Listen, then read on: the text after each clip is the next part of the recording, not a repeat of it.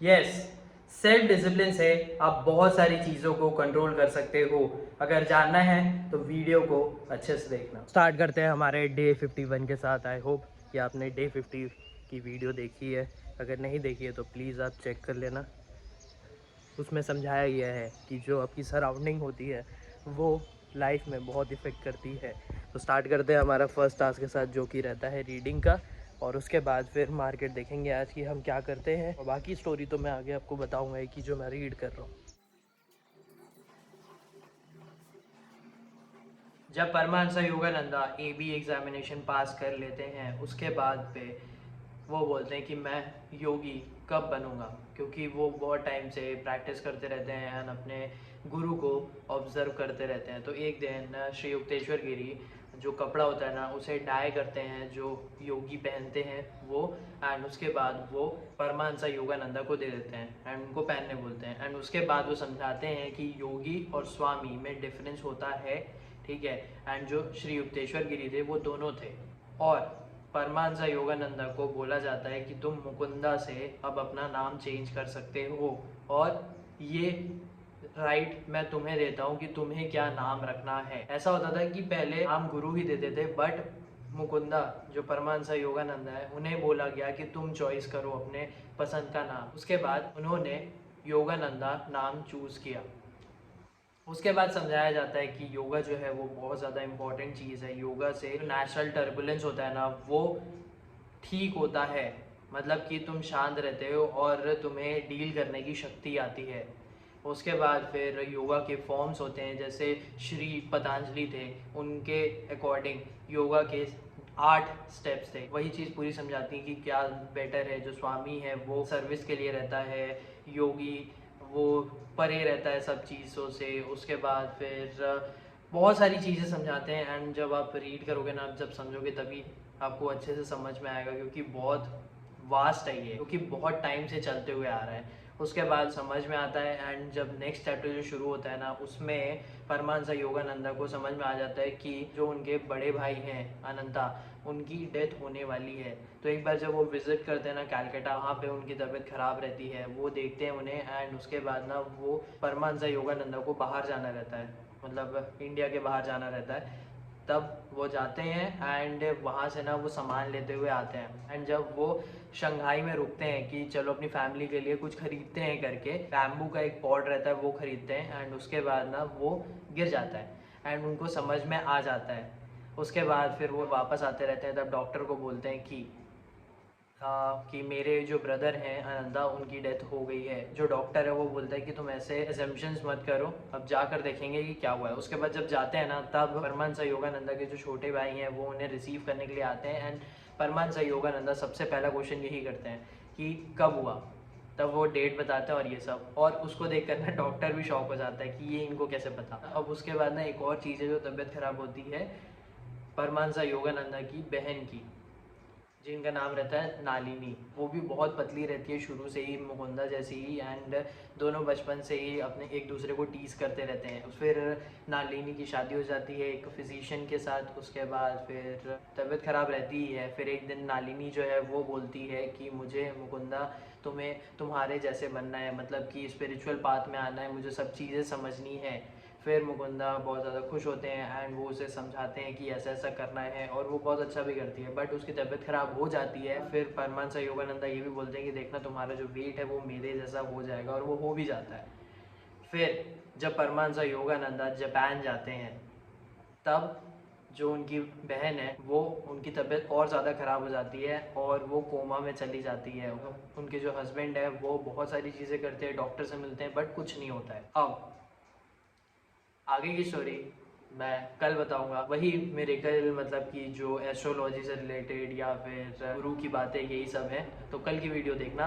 और तो अभी मार्केट ओपन हो जाएगा तब मैं बताता हूँ आपको कि क्या होता है। तो अभी निफ्टी 50 का ये हाल है कि एक गैप अप ओपन किया, उसके बाद एक बड़ी कैंडल बनाया था फॉल की, बट उसके बाद ट्राई कर रहा था ऊपर जाने का एंड ऊपर गया। एक ट्रेड मैंने यहाँ पे लिया था क्योंकि यहाँ पे इतने सारे रिजेक्शन हो रहे थे एंड ये कैंडल भी रिजेक्ट हुआ था। उसके बाद मैंने ट्रेड लिया, बट फेल हो गया एंड ऊपर चला गया ये, फिर ये नीचे आ गया इसी लेवल पे, अभी ट्राई कर रहा है वापस ये नीचे जाए, बट देखते हैं कि ये जाता है कि नहीं, या फिर यहाँ पे एक बड़ी कैंडल ये बना देता है, या फिर यहाँ से ये रिजेक्ट होके नीचे आता है, देखते हैं। बाकी हम वापस वेट कर रहे हैं, एक ट्रेड हो चुका है हमारे अगेंस्ट गया तो कोई प्रॉब्लम नहीं है, क्योंकि अब तो वही है कि भाई ट्राई करते रहते हैं, कहीं ना कहीं गलत भी रहते हैं, कहीं ना कहीं सही भी रहते हैं, तो देखते हैं अभी आगे और क्या करते हैं। बाकी कुछ काम है तो थोड़ा और मैं वेट करूँगा 15 मिनट आई थिंक, उसके बाद फिर मैं कुछ और काम करूँगा। मैं जाने वाला था तो उससे पहले ये बता देता हूँ कि ये यहाँ पे सपोर्ट ले लिया है, ठीक है, ये इसी के सपोर्ट लिया तो मतलब ये ऊपर जा सकता है। अभी ये एक और ग्रीन कैंडल बनाया हुआ है, ये जो ट्रेंड थी इसको वापस ये रीबाउंस करके आ गया है और ट्राई कर रहा है ऊपर जाने का, तब देखते हैं कि क्या होता है। फ़िलहाल मैं जाऊँगा कुछ काम करूँगा नीचे, और बाकी एक पॉडकास्ट मैं सुन रहा था बॉडी लैंग्वेज से रिलेटेड एंड काफ़ी अच्छा था, क्योंकि बॉडी लैंग्वेज काफ़ी ज़्यादा इम्पॉर्टेंट होती है, मतलब तुम कैसे बिहेव कर रहे हो, कैसे समझा रहे हो, कैसा तुम्हारा एक्सप्रेशन है, मतलब वो बॉडी लैंग्वेज से ना समझ आ जाता है। बाद में जब मैं मार्केट देखता हूँ तब मैं बताऊँगा आपको कि क्या हुआ।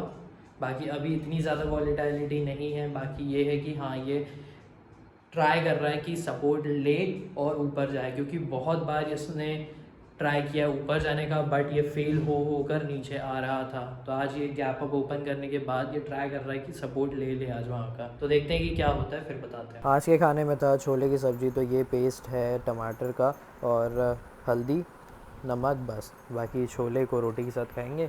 अभी 2:30 हो रहा है और आपको दिखाता हूँ मैं कि जो ट्रेडिंग चांस है वो छूट गया, और काफ़ी अच्छा ट्रेडिंग चांस, मतलब जो ट्रेंड लाइन्स मैंने बनाई है और जहाँ से वो ब्रेकआउट दिया है वहाँ पे वो छूट गया, क्योंकि पूरा कंसोलिडेशन कर रहा था, उसके बाद वो फॉल कर गया। तो मैं दिखाता हूँ आपको एंड और ये इसलिए हुआ है क्योंकि घर में कुछ काम चल रहा था, तो फिर मैं उधर पे ज़्यादा व्यस्त हो गया, फिर खाना खाने के लिए चला गया था जैसे कि आपने देखा, और ना अब मैं आपको दिखाता हूँ। तो ये हुआ है, पूरा कंसोलिडेशन किया। यहाँ पे मेरे को लगा था कि ये ट्राई कर रहा है ये एम बना के, लेकिन ये पूरा फॉल कर गया, ये देख रहे हो। अब ये था एक सपोर्ट पॉइंट, यहाँ पे उसने ब्रेकआउट दिया और फॉल कर गया। अभी यहाँ पे जो सपोर्ट है वहाँ पे ही सपोर्ट लेकर ये ऊपर जाने का ट्राई कर रहा है। अभी देखते हैं कहीं और चांस मिलता है हमें तो ट्रेड करेंगे, नहीं तो आज का भी दिन हमारे लर्निंग में ही जाएगा और ऑब्जर्वेशन में, और एक ट्रेड हुआ है तो ठीक, बाद में बताता हूँ आपको जब मार्केट बंद हो जाएगा। तो 5:20 हो गया, स्टार्ट करते हैं हमारे वॉक के साथ।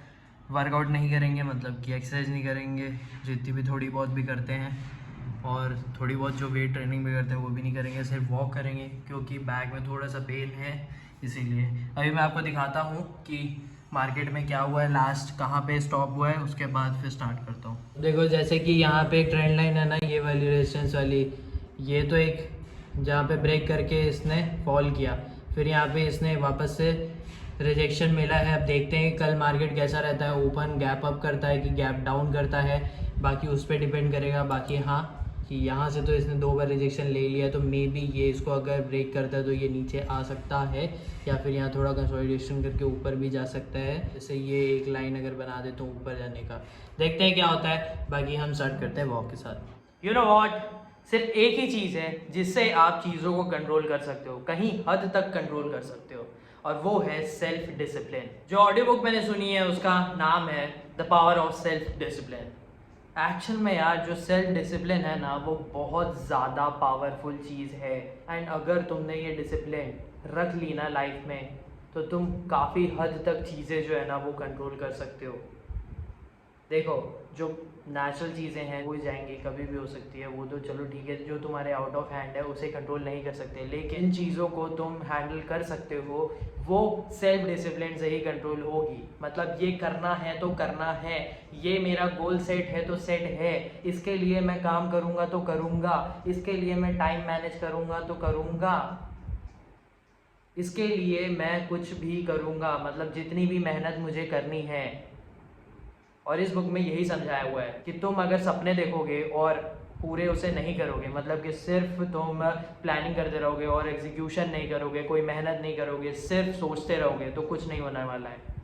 तो तुम्हें सेल्फ डिसिप्लिन एंड गोल रखना पड़ेगा, उसके साथ क्या गोल है तुम्हारा डिसाइड करना पड़ेगा, सेट रखना पड़ेगा, लिख के रखो, दिमाग में रखो कि ये गोल है, इसके वजह से मैं काम कर रहा हूँ, ये मेरा एम है, जो भी है उसके लिए मैं काम कर रहा हूँ। Second, self discipline and work. काम करना है। अगर कोई आ रहा है बीच में कि मुझे टाइम दे दो या फिर मैं ऐसा कर रहा हूँ, क्या तुम मेरे साथ चलोगे, नहीं, मैं बाद में जा सकता हूँ, मैं अभी नहीं जा सकता। काम करना है, काम करना है, एक्स्ट्रा काम करना है, क्योंकि अचीव करना है गोल को। ये एक सेल्फ डिसिप्लिन में है कि भाई वो उस टाइम पे काम करना है तो करना है। कोई फ़ोन यूज़ नहीं करना है, कोई इधर उधर की बातें नहीं करनी है, डिस्ट्रैक्शन नहीं होने देना है। ये है सेल्फ डिसिप्लिन में।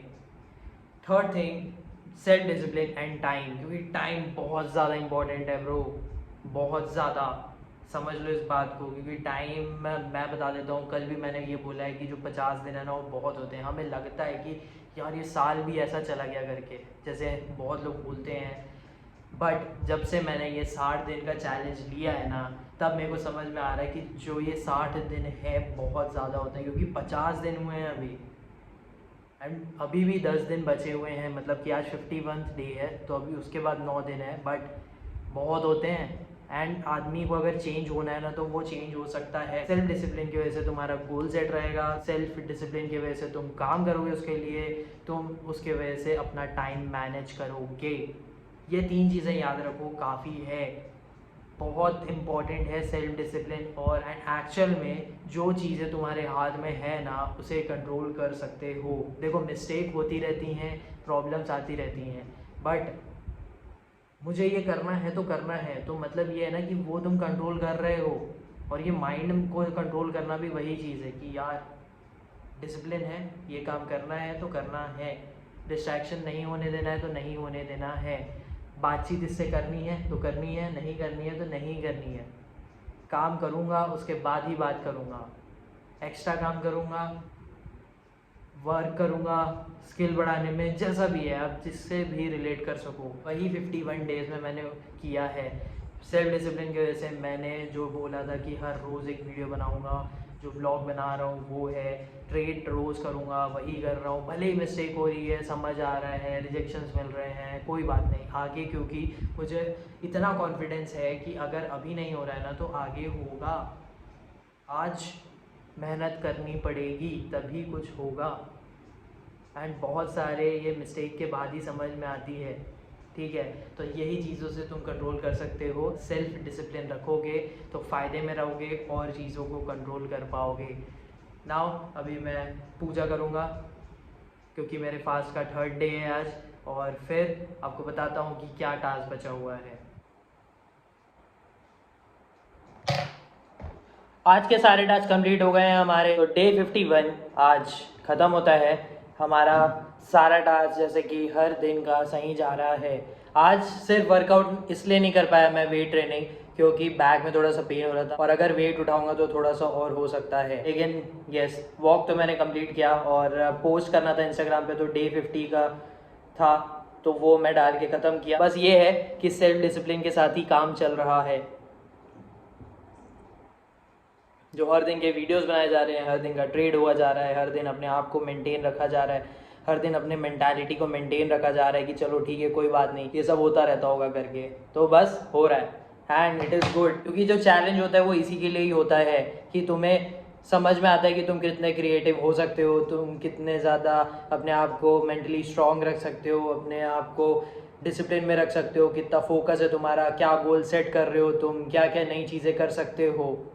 और ये जब तुम चैलेंज लेते हो तभी समझ में आता है। और आई होप कि आप भी कुछ ना कुछ चैलेंज अपने लिए लो।